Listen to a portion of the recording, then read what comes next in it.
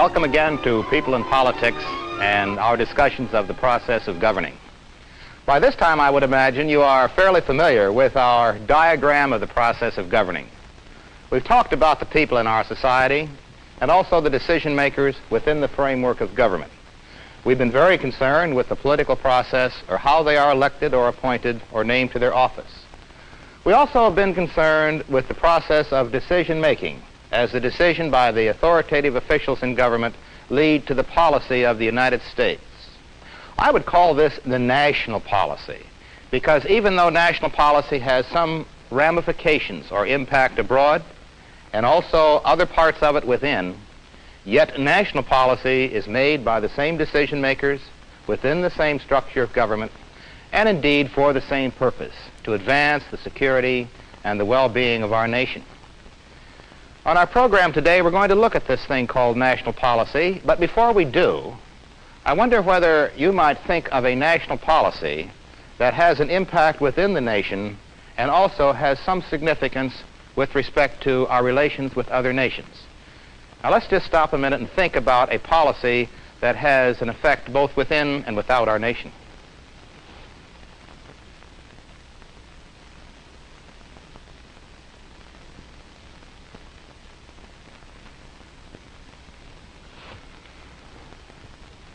Well, some of you may have tried to think of a policy that does have an internal impact and an external impact. Maybe you've had a little trouble on this score.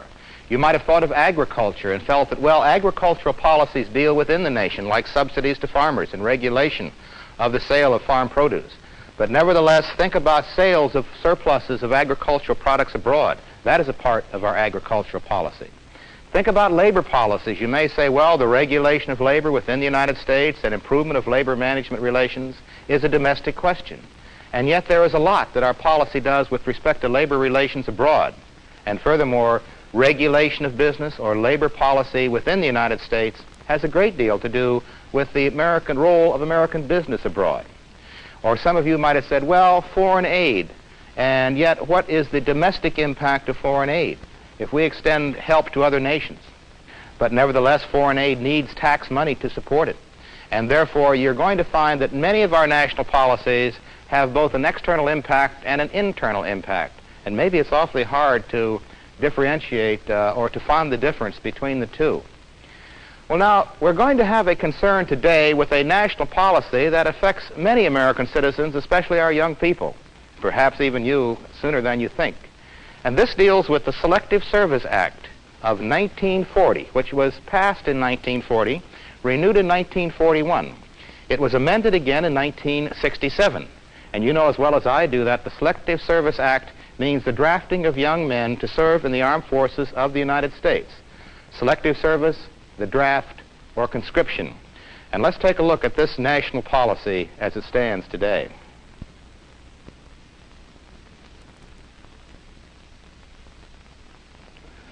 In giving some consideration to this problem of conscription as one matter of national policy that certainly has a direct impact upon all of us, but I think especially upon the younger people of our society, I managed to get a hold of Senator Edward M. Kennedy's new book called Decisions for a Decade. I was very delighted to see that Senator Kennedy discussed this matter of the conscription in his book, along with many other problems affecting young people.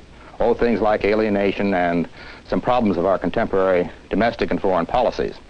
And in reading this, I thought it would be a splendid idea if our guest today actually could be Senator Edward M. Kennedy, our senior senator from the Commonwealth of Massachusetts, to go over with us some of the reasons why there may be need for change, at least from his point of view, in the conscription or the draft law, and some of the things he might recommend. So we are privileged to have Senator Kennedy with us today, and I want to welcome you to our program, Senator. Real Thank pleasure. You very much. A real pleasure to have you with us. I'm delighted to be here. And you have talked a good deal recently and have written in your book, Decisions for a Decade, which was just published recently, about the matter of conscription. And why do you see a great concern for this particular issue now within the process of governing of the United States? Well, Dr. Gibson, I think all of us have been impressed by the tremendous agitation among the young people throughout our country about the present draft law. There was some agitation last year when the matter was before the Congress and the Senate of the United States, but it certainly was not nearly as intense as it was now. As a matter of fact, we've had the current draft law for the last 20 years, and yet the uproar which surrounds that legislation at the present time is much more apparent today. I think really it's for two reasons. Primarily because of the attitude of the young people towards our involvement in Southeast Asia, and a recognition that by being drafted themselves, they're serving in Southeast Asia. Secondly, and perhaps even more importantly, is the feeling among the young people that they're willing to serve their country, but not under a draft system which is so inequitable, so unfair, and so unpredictable. Well, why is the present system, as you see it, unfair and inequitable, as you put it?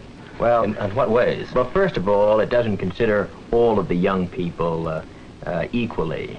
In many instances, those that do have some either economic advantage or intellectual advantage and are able to go on into college, are able to defer their obligation to service, while someone who's getting out of high school who might not be so endowed will be carrying a gun over in a rice paddy in South Vietnam with an excellent chance and opportunity of even losing their life. I think what is even more apparent, however, is the fact that you have some 4,000 draft boards around the country without any kind of national guidelines. Ultimately, decisions in many instances on hardship cases should be made at the local level, but there should be national guidelines as to who would be drafted and who would not, and that doesn't exist now.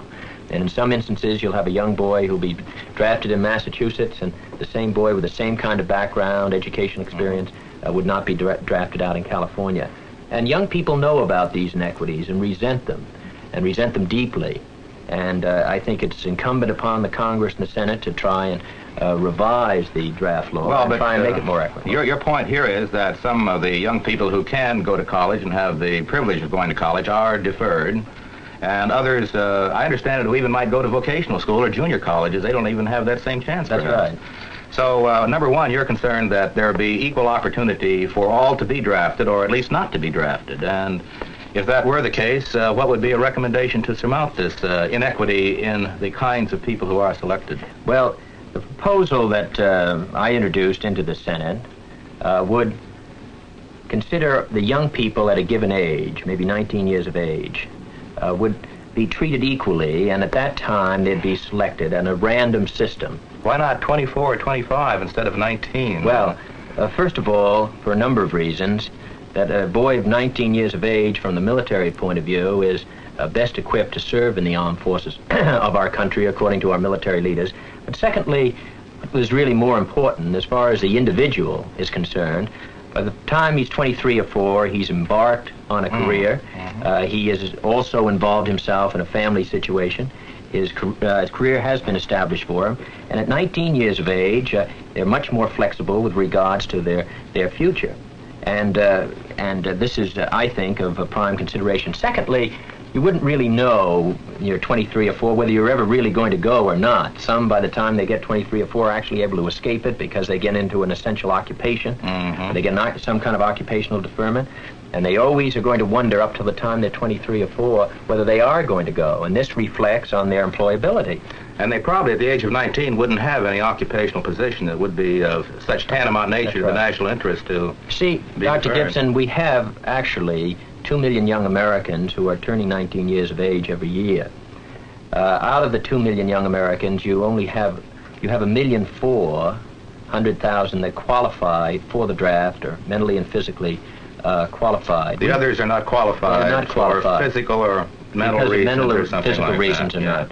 Now, of the 1,400,000, we take into the armed forces about 750,000. Of the 700-odd thousand, there's only about 150 to 175,000 that are actually drafted. So you're taking, say, 175,000, depending on the Vietnam buildup, boys out of 700,000 pool. So you're only taking, really, say, 1 in 4 boys actually will be taken. And the question comes down is, how are you going to select? If these boys are all equal as far as educationally, background, physically, and you only need 1 in 4 to serve in the armed forces of our country, I think it's what we're interested in doing is providing a means by which they'll be treated equitably and not be treated in such a way that because of a particular local draft board might favor certain individuals over others, they might defer one boy and draft another one, and have these kinds of local decisions decided without any kind of guidelines. And I think this is what causes resentment among young people, is because they know the draft today is inequitable. And you would like to see some kind of national consensus, or at least policy, that we've diagrammed on our little governing process chart to be a little bit more paramount than localized decision-making as among 4,000 draft boards in the United States. And not only that, selection. Dr. Gibson, I think we ought to consider the possibilities of a volunteer army. Well, what about that? Can't we get enough people really to volunteer and to give inducements for them, like good pay and a lot of things that the perquisites or things that they might get once they get out of the Army? Isn't that a possibility? I think that's a possibility under certain conditions. Certainly in the Vietnam War, it'll be extremely difficult because I don't know how much you would pay a young person to go and take a rifle and fight in a swamp over in South Vietnam. I don't know how much you'd have to pay him, and it certainly would seem to be a great deal. But the question of and particularly when you have low unemployment, as we do at the present time, but generally in a situation of reasonable unemployment, as in say in the 4.5% or 5%, which is unreasonable with regard to the labor market. But if you're considering this particular question of the volunteer army, that level, you'd probably be able to work a volunteer army if our defense requirements were, say, maybe 2,700,000. Now they're in excess of that. Now, so what I'm suggesting is it ought to be studied to a greater extent than it has in the past. And I'm relatively open about the situation. I'd like to see what the possibilities are on it, because I think there are many aspects of it which we ought to consider, and we must consider. Also, I think, Dr. Gibson, we ought to consider alternative service. What do you mean by that? Well, by that I mean in a peacetime situation, whether someone who is skilled, is talented, is motivated, would have an opportunity to because I think all of us feel that the service in the armed forces is really not a duty of a free society, but it's a privilege in a society, and many of us get to lose that sort of concept, and when we see some of the things that have gone on today. But that certainly should be the principle behind service in the armed forces, is that it is a privilege and a responsibility in a democracy. Well, we also order for a young person that is talented and motivated, provide outlets, for example, in the Peace Corps or VISTA, where the VISTA volunteers, Community Service Corps, which we have in Massachusetts, where if you do not have a war situation or limited war situation where young people are suffering and dying, that they would be able to work among disadvantaged groups in our own society,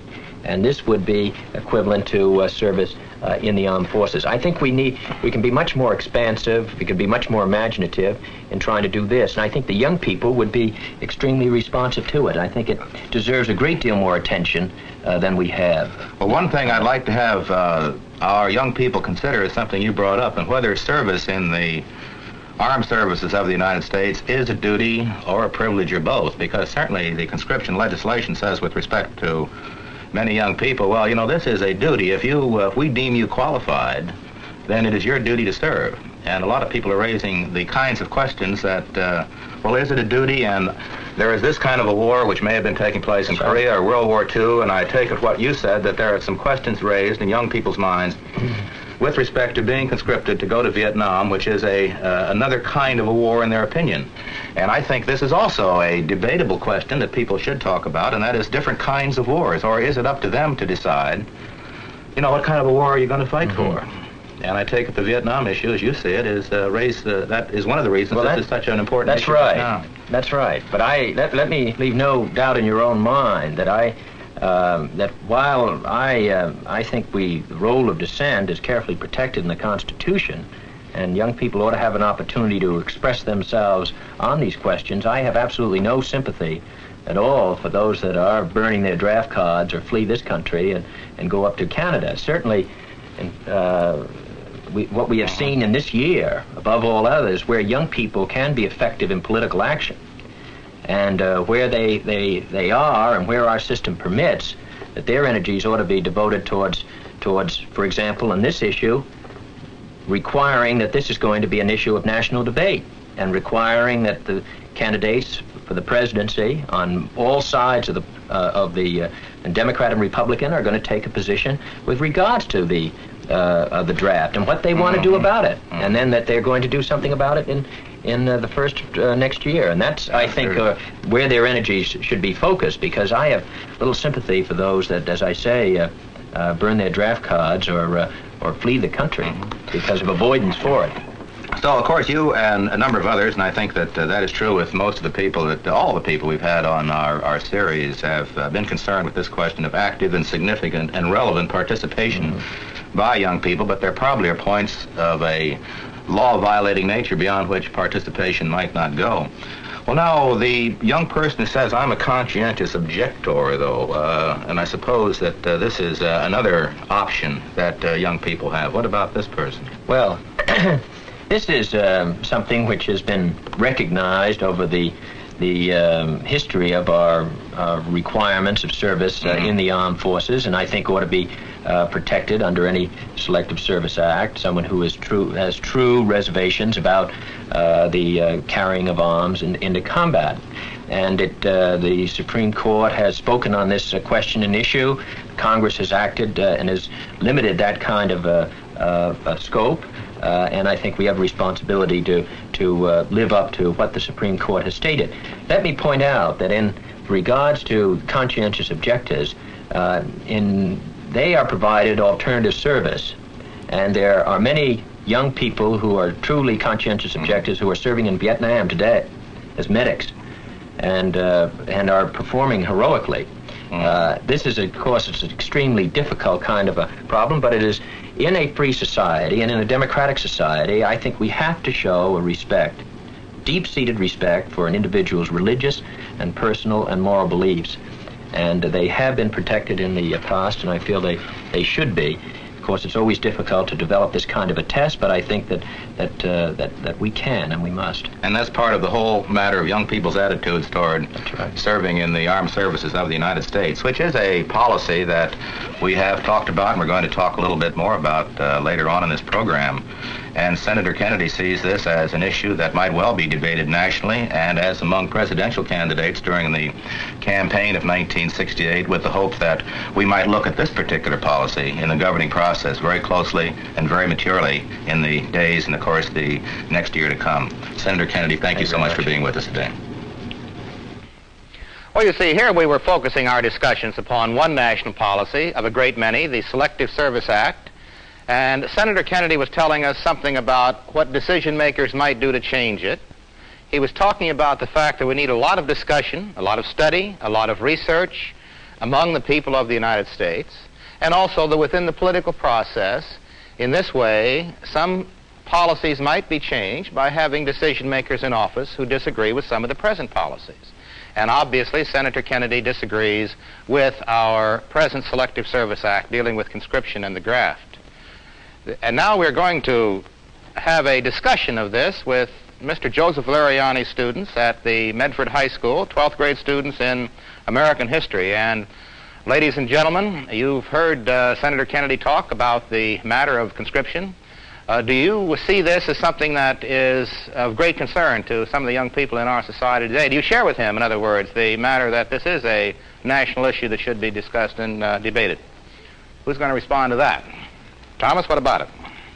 I agree with the Senator that it's an important issue. However, I don't think that it's going to get the attention that he seems to think it will, because I think that there are more important issues in the upcoming campaign, and I just think that perhaps the draft is just nothing more than a necessary evil, and that one system is actually just a little worse than the other rather than better than the other. Everybody agree with him? Paul, what about it? I tend to agree, and I think that probably right now the war definitely overshadows this issue. The war overshadows the issue of the draft or conscription. What do you mean by that? Well, just that the draft, he's revising the draft. But right now, as far as... He wants to do that, right, as a senator. As far as the politicians are concerned, probably, and as far as the students who are concerned, it's more important to get the war taken care of. The war, in other words, is dominating thing. Well, now, the war, of course, is a matter of foreign policy.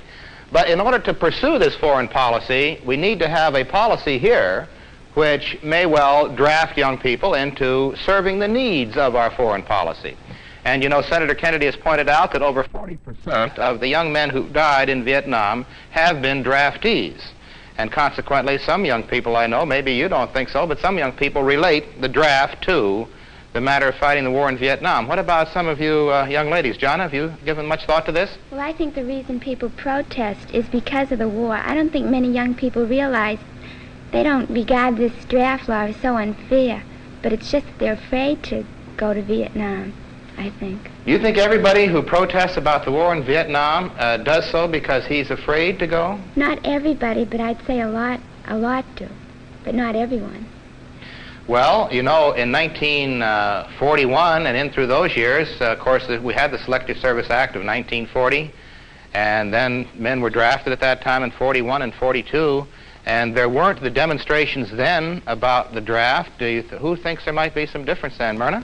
Well, a lot of people who are protesting the draft do so because they don't feel that we should belong in the war. So you're talking about the relationship between the draft and the kind of war we're fighting. And are you suggesting that there may have been more national unity about the war against Germany and Japan in the 1940s than about Vietnam in the 1960s? I think so. So it might be the relationship between the war we are concerned with. Well, no, this is a matter, again, of Senator Kennedy's wanting to make decisions and to have a policy that is going to be different than the policy that exists right now. And it is true that there are many policies, and I believe Tom suggested that, well, the big issue here is the war in Vietnam, and that might overshadow, is that right, Tom, the matter of other policies that would be considered during the campaign of 1968? Right, that's what I meant to say. Well, now, as you talk, Anthony, to some of your friends, are they very concerned about being drafted? Well, most of them usually joke about the matter, saying like, well, I'll be drafted as soon as I get out of college. But usually they more or less think that eventually they will go into the service on their own. So you think that they are going to not be too concerned about the draft laws as changed right now? Well, I gather from what a lot of you say that you don't share with Senator Kennedy's his urgency about either the inequities that you can be drafted if you are not in college, but if you're in college. I suppose most of you are going to go to college. How would you feel if you were an apprentice or in a two-year college or working in a mechanic school? You know, you can be drafted there, but right now, if you're in college, you can't be drafted. Does that seem fair, Paul?